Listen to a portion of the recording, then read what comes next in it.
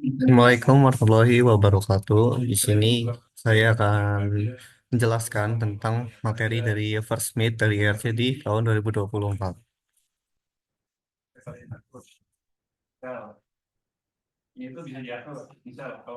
Jadi, machine learning itu apa sih? Oh ya, untuk materi kali ini itu saya akan menjelaskan tentang machine learning. Nah, untuk sebelum lebih lanjut, saya akan menjelaskan dulu machine learning itu tuh apa sih? Kayak machine learning itu adalah cabang dari AI atau artificial intelligence yang berfokus untuk pengembangan algoritma yang dapat belajar secara mandiri dari data. Jadi, machine learning itu bukan apa ya? Kayak misalkan ngoding biasa, kayak misalkan mencari antara ganjil dan genap, di mana mencari modulus dari angkanya, apakah itu nol atau satu. Tapi kalau misalkan machine learning itu semuanya dari data dikumpulkan dan dicari polanya, dan itulah yang akan menjadi rules dari algoritmanya. Nah, gimana sih cara machine learning itu bisa mencapai tujuannya?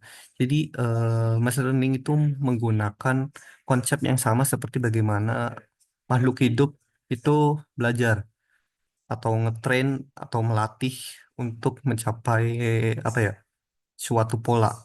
Dan seperti yang terlihat di sini, kalau misalkan di makhluk hidup itu ada yang namanya neuron, yang mana input-input itu akan masuk ke dendrites dan diproses di dalam apa sih isi dari selnya dan disalurkan ke akson dan dikeluarkan lagi, dan ini akan dipasuk oleh masuk ke dendrites dari neuron yang lain. Nah, sama halnya dengan komputer. Tapi ini menggunakan formulasi matematika di mana inputnya itu berupa variabel, kayak misalkan ada x1, x, x0, x1, x2 sampai xn, terus dimasukkan, diproses oleh sebuah fungsi. Ini bisa fungsi linear atau lainnya, dan dilanjutkan oleh fungsi aktivasi, lalu dikeluarkan sebuah output, atau outputnya pun bisa banyak. Kalau di sini kan bisa banyak, dan ini juga outputnya bisa banyak.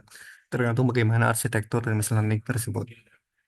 Nah, eh machine learning ini dibagi menjadi dua, yaitu yang pertama ada supervised learning dan unsupervised learning. Supervised learning itu kayak gimana? Singkatnya, kalau supervised learning itu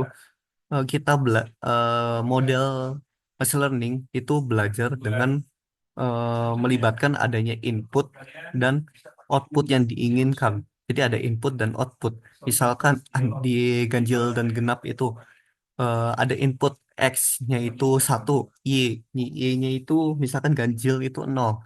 Berarti X sama dengan satu, Y sama dengan satu. Nah, kalau misalkan X-nya adalah 2, Y-nya itu berarti genap. Genapnya itu berapa? Nol gitu. Nah, kalau unsupervised learning itu tidak terawasi, jadi cuman ada data-data aja. Entah si machine learning itu bagaimana memprosesnya, terus nanti dicari pola dari data-data itu seperti apa. Misalkan data dari foto. Foto itu kan misalkan foto apa ya? Foto pantai deh. Pantai kan nanti bakal terbagi ya, kayak misalnya per pikselnya, warnanya. Misalkan warna biru untuk laut. Terus misalkan putih untuk buih-buih dari ombak. Atau warna agak kecoklatan, kuning kecoklatan untuk pantainya. Nah, untuk aktivasi seperti ini kan dilihat ada fungsi aktivasi untuk menghasilkan output dari setiap neuron. Dan fungsi aktivasi itu ada banyak.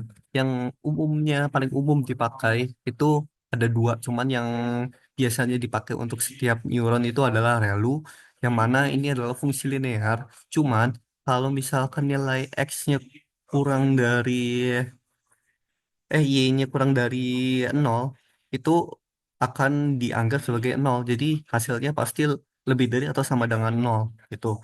Jadi intinya ini sama aja kayak Y sama dengan X, tapi hanya untuk jika Y sama dengan nol. Kalau misalkan kurang dari nol, ya akan nol aja hasilnya. Gitu. Yang kedua adalah sigmoid. Ini tuh untuk penyebaran apa ya, data-data biasanya biner aja. Jadi ya ini ada nol dan satu untuk biner aja sebenarnya. Kalau misalkan untuk klasifikasi yang lebih banyak dari cuman dua, biasanya pakai softmax. Cuman ya algoritmanya kurang lebih apa sih, fungsinya kurang lebih sama. Terus yang selanjutnya adalah binary classification. Nah, binary classification ini mirip banget seperti eh, neuron yang ada pada tubuh manusia. Gimana kalau misalnya neuron pada tubuh manusia kan itu kan ada impuls-impuls listrik. Nah, kalau misalkan impuls listriknya itu melebihi suatu threshold, di sini misalkan thresholdnya min 55 volt, milivolt, itu akan dianggap sebagai satu gitu. Jadi langsung ada lonjakan energi dan langsung turun lagi. Nah, ini sama halnya kayak gini. Kalau misalkan thresholdnya ini apa? Berarti thresholdnya ini adalah X sama dengan nol. Langsung apa sih? Langsung lonjak dan eh, akan dianggap sebagai satu. Kalau misalkan thresholdnya adalah 0,5, berarti kalau misalkan di bawah 0,5 ini anggap di nol dan setelah 0,5 dianggap satu. Nanti akan kita sebutkan pada eh, materi berikutnya. Terus ini ada tanha itu sama aja seperti sigmoid, kurang lebih grafiknya hampir sama. Cuman yang membedakan adalah kalau sigmoid kan dari 0 sampai 1, kalau tanha itu dari -1 sampai dengan 1. Nah, ini ada perceptron. Jadi ini adalah kayak semacam hello world dari machine learning, yaitu di mana kita mencoba membuat suatu apa ya neuron buatan, artificial neural network. Cuman neuronnya itu sedikit, kayak cuman ada satu layer aja. Entah ada satu atau dua neuron, cuman ada satu layer aja. Dan di sini bisa kita lihat, jadi inputnya itu ada kayak variabel. Nah, di variabel ini dikalikan dengan masing-masing apa ya, masing-masing bobot. Kita anggap aja sini sebagai kayak dendritsnya gitu. Nah, dendritsnya itu mengandung sebuah bobot, kayak misalnya ini ada W1, nanti akan dikalikan oleh input yang mana itu inputnya adalah X1. Gitu, dengan W2 dikali dengan X2, W3 yang kali dengan S3 dan seterusnya. Sebenarnya ada satu lagi, ya itu adalah bias yang tidak dikalikan dengan input apapun. Lalu ini dijumlahkan, jadi semua input dan bobot ini yang dikalikan dijumlahkan, ditambah dengan bias juga. Terus nanti hasilnya akan dimasukkan dengan fungsi aktivasi. Terus hasilnya akan antara ini jadi output aslinya atau akan disalurkan sebagai input dari neuron lain. Nah, untuk coding, ini mungkin saya akan praktekkan kayak misalkan di sini inputnya ini adalah eh apa ya, data dari OR get. Kayak misalkan kalau OR itu kan kalau false dan false itu hasilnya adalah false. Cuman kalau misalkan ada true satu aja itu akan menjadi true. Ini sama dengan ini. Ini akan saya ini kayak misalkan di sini. Oh ya, dan dilanjutkan ini saya lanjutkan sebentar. Di sini untuk inisialisasinya, yang pertama tuh ada wake, bias, red, sama epo dan max epo. Jadi wake itu kayak tadi setiap dendrit itu kayak ada wake atau bobotnya, terus ada bias yang tidak dikali oleh input apapun, terus ada red itu seberapa cepat si model itu memperbaiki nilai wake dan bias, sama ini ada epoch. Epoch itu masa atau berapa kali training itu dilakukan, dan ini mas epoch itu maksimal epochnya. Mungkin ini kalau misalkan dalam code kayak run, ya tidak sedia apa-apa karena ini cuma inisialisasi aja. Lalu dilanjutkan. Ini untuk fungsi aktivasi. Jadi kalau fungsi aktivasi yang saya gunakan ini bisa menggunakan tiga dari ini. Pilih aja salah satu, kayak misalkan bisa sigmoid, relu, atau binary. Nah,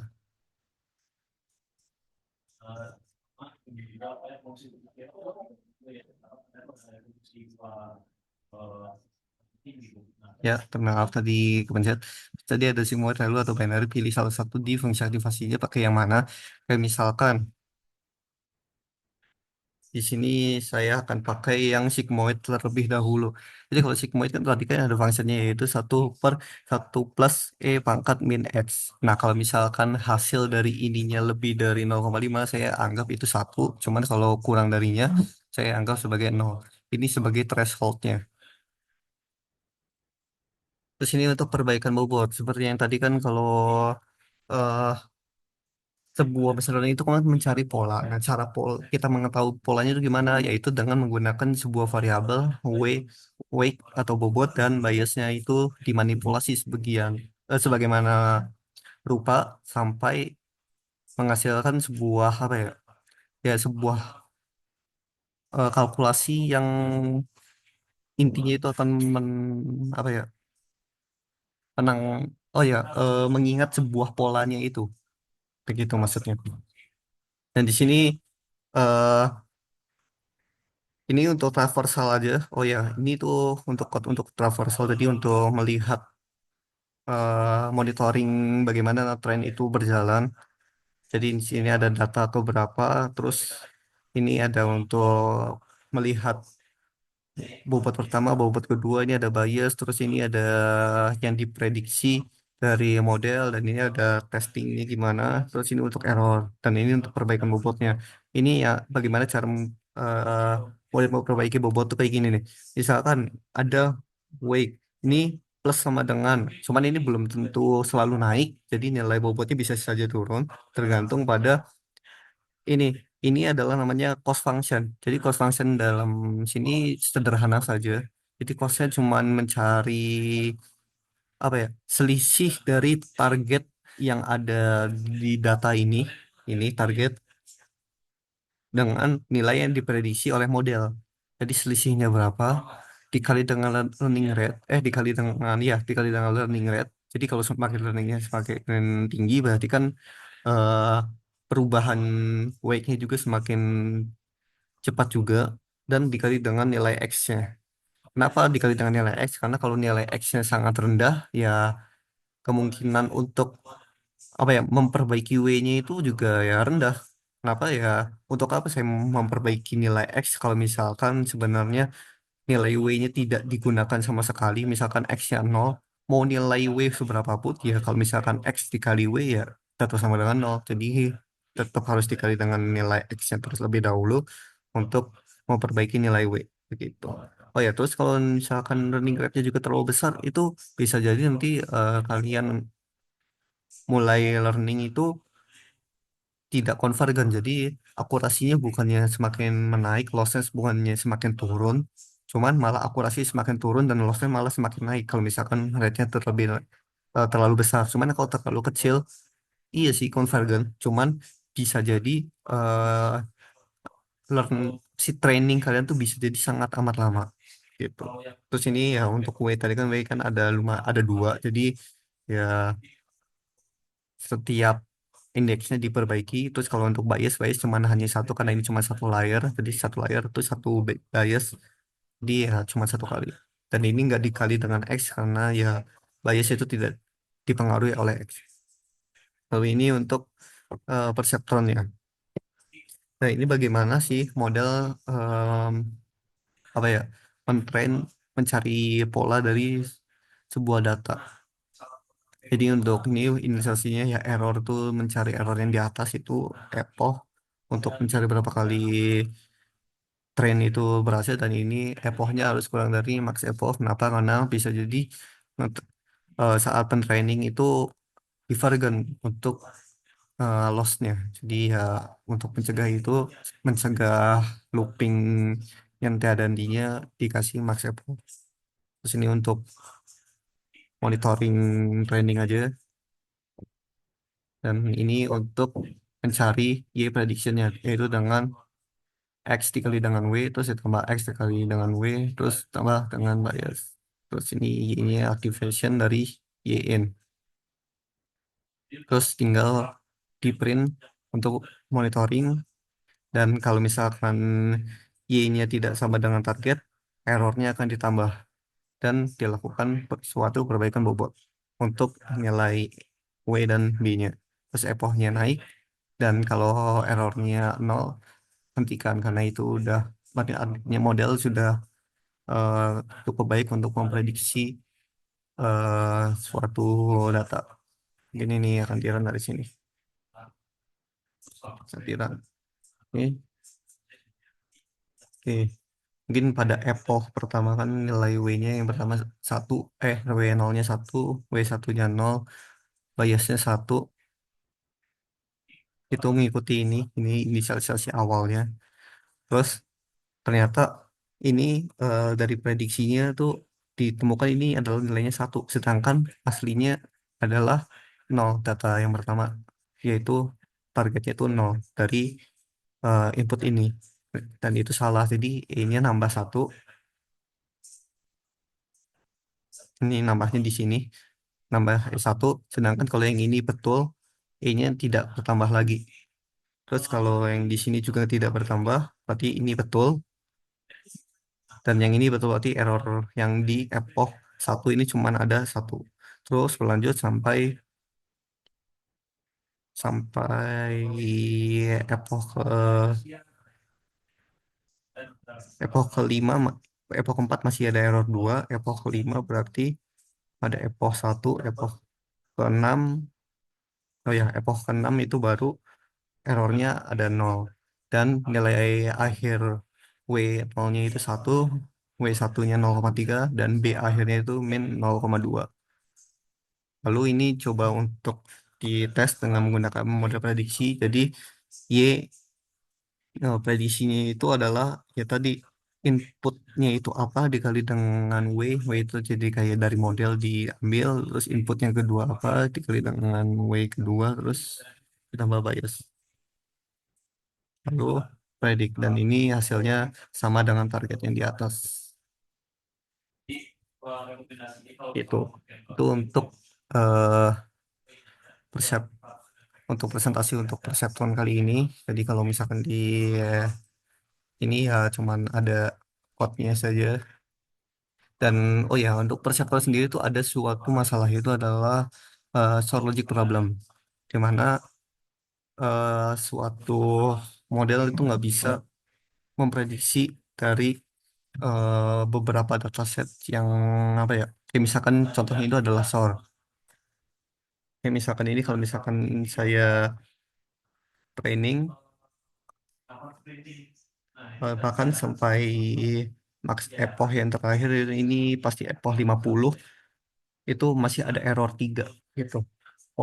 Mau seberapa pun lama ini di training, ini nggak akan sampai errornya satu. Kenapa? Karena ini modelnya itu tidak cocok untuk jenis datanya.